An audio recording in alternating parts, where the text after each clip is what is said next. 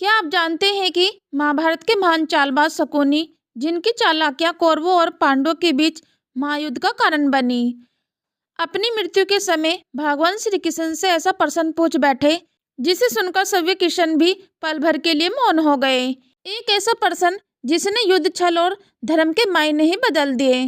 दोस्तों, आज की इस रहस्यमय और रोमांचक कहानी में हम आपको बताएंगे कि जो शायद ही आपने कहीं सुनी होगी, तो वीडियो को अंत तक जरूर देखें, क्योंकि यह कहानी सिर्फ आपको महाभारत की एक घटना नहीं बताएगी, बल्कि आपके जीवन को नई दिशा दे सकती है।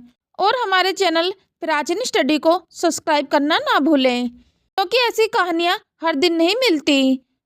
महाभारत युद्ध के बाद कुरुक्षेत्र रक्त से लाल हो चुका था। हर जगह विनाश और शोक था। कौरवों का अंत हो चुका था और पांडवों ने धर्म की विजय पर परचम लहराया। लेकिन बीच में और एक कहानी चल रही थी, शकुनी की कहानी। शकुनी गंधार के राजा थे और अपनी बहन गंधारी के लिए कौरवों के घर से जुड़ गए थे। उनके मन में कौरवों और पांडवों दोनों के प्रति गहरा क्रोध और बदले की भावना थी।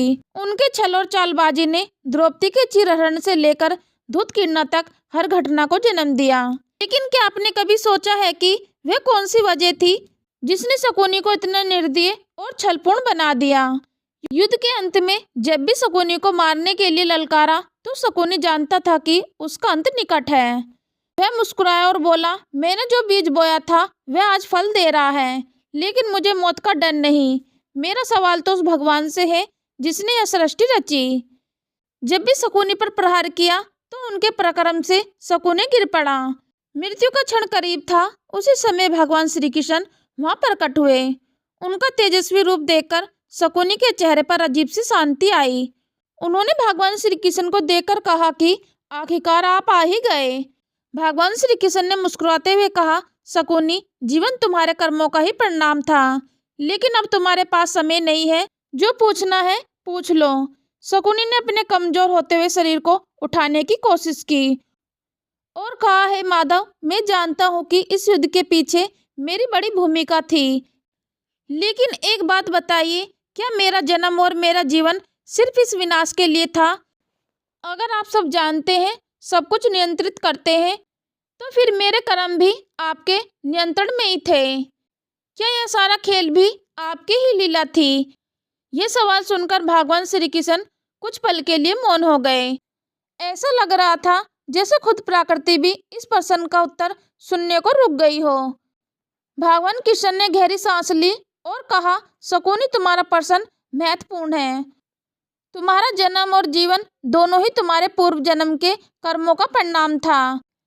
लेकिन याद रखो, मैंने तुम्हें केवल एक अवसर दिया। निर्णय और कल हमेशा तुम्हारे हाथ में थे। तुमने बदले की आग में अपने जीवन को झोंक दिया। तुमने न केवल अपने परिवार को बल्कि पूरे राष्ट्र को विनाश की ओर धकेला। यह सत्य है कि मैं सर्वशक्तिमान हूँ, लेकिन मनुष्य को उसके कर्मों की स्वतंत्रता देता हूँ। शकुनी की आंखों में आंसू आ गए। उसने कांपती हुई आवाज में पूछा, तो क्या मेरे जैसे लोगों के लिए कोई मुक्ति नहीं है? क्या मेरी आत्मा हमेशा इस पाप का भागी रहेगी? कृष्ण ने गंभीर स्वर में कहा, मुक्ति हर आत्मा का अधिकार है, लेकिन इसके लिए तुम्हें सच्चे हृदय से अपने कर्मों का पश्चाताप करना होगा। जीवन को उद्देश्य सिर्फ बदला लेना नहीं, बल्कि धर्म को समझाना और उसे निभाना है।